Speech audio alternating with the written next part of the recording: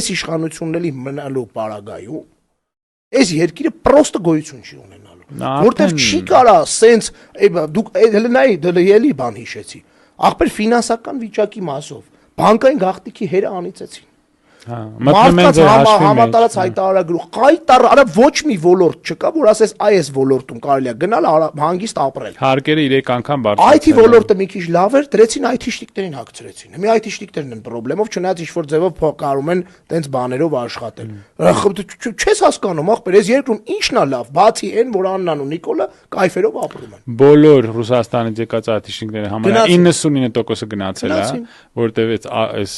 գները տեսեք ինչ գներ են Ամեն ինչ սխալ գնաց ամեն ինչ ինչքան օգուտ կարենք քաղենք հիշում եք ինչ ոգևորված էին մենք կարող ենք լինենք